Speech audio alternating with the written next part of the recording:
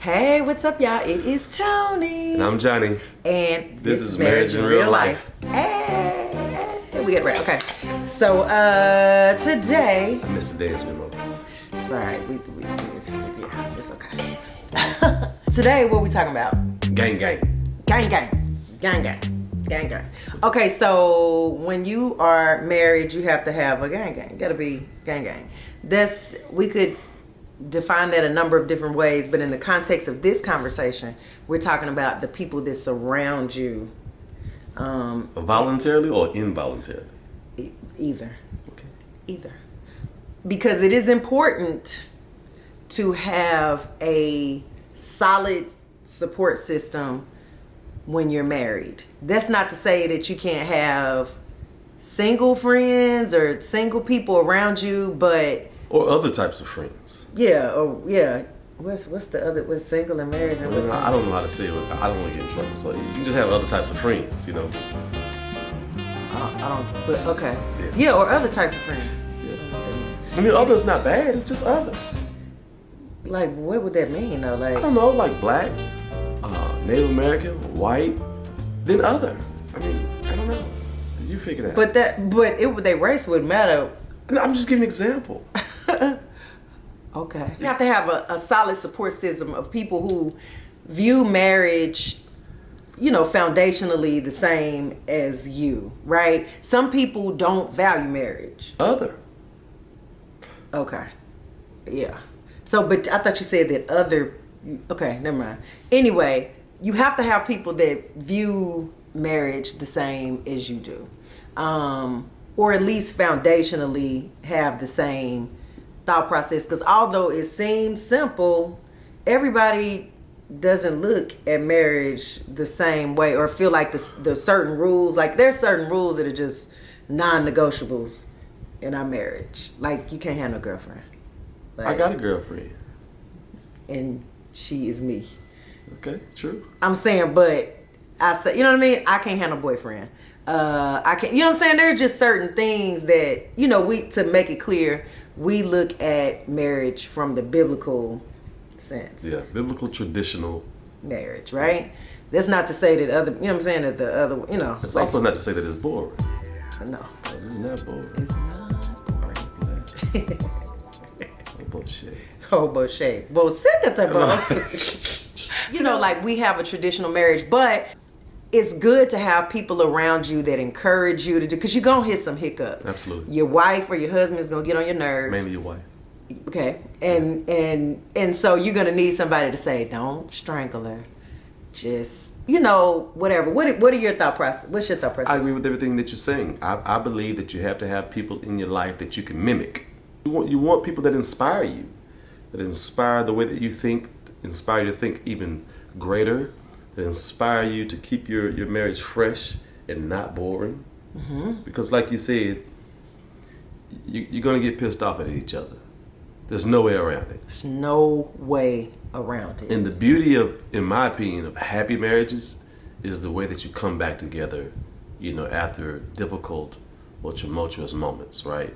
And I think that just comes with growth and being able to be around people. For us, we've had examples of individuals that have sowed into us and really taught us, great information on how to deal with one another, on how to not just compromise, but communicate and identify hurt and pain in one another. And I think it just made us better equipped to maneuver and help one another, during times where we need it from each other. So let me ask you this. Do you think our circle of support, do we have a solid circle?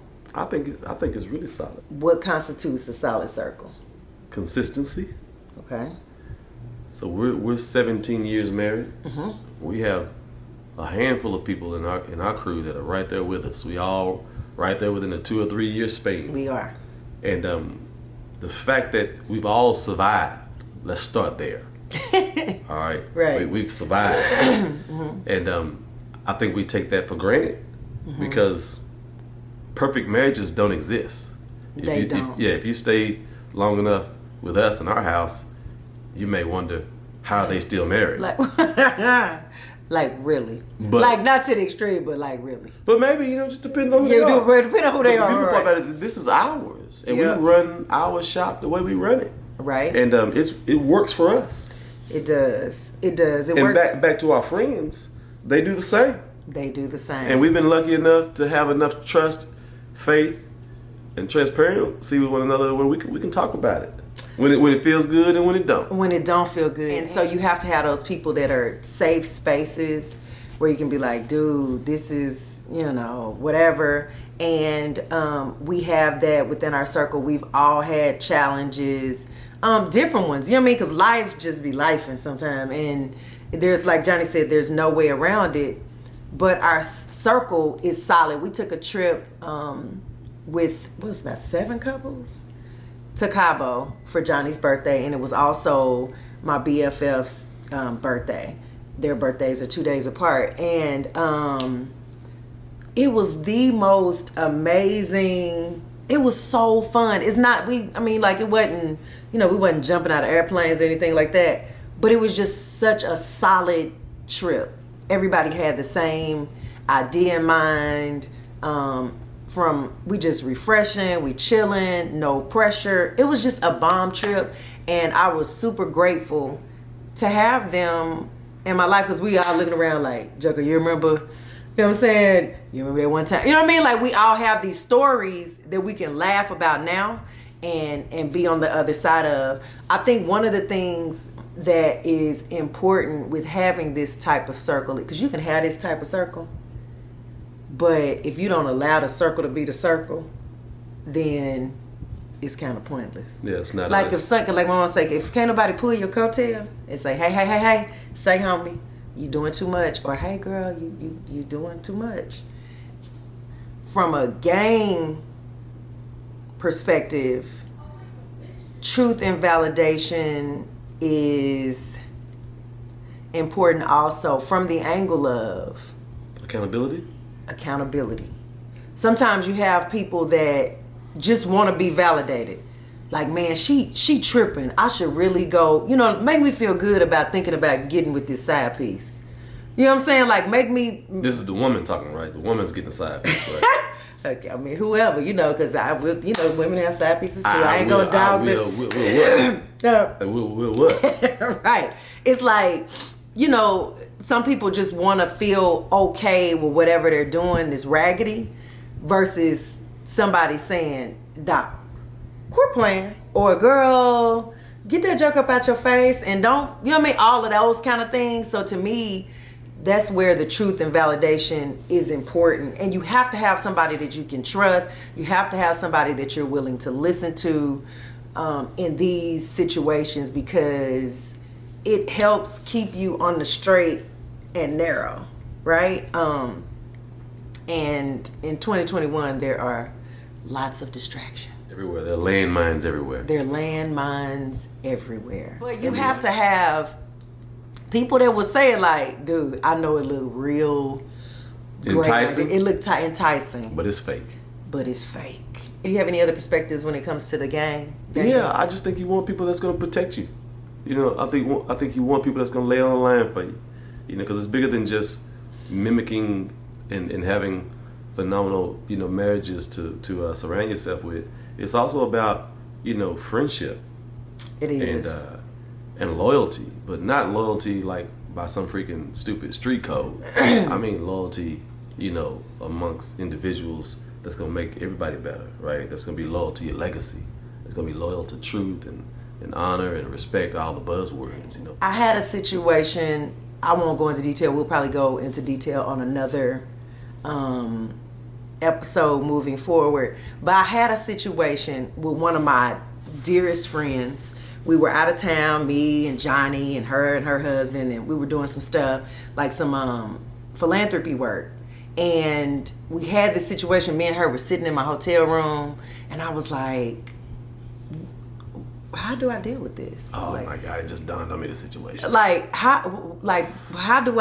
do I place this? How do I process this? What, it was nothing, you know what I'm saying? It was a thing, but it wasn't, probably not nothing what you thinking, but it was a thing, right? And so she could have said so many things, She could have, steered me in so many different directions. I'm so glad she did. She said, nothing. You gonna pray about it? You gonna get your head together? And you gonna keep walking. And that's what you're right. Do. It could have been blown. It could have been like, she could have went so many different directions with it. But just that one simple thing was like, and that's why you have people on your squad.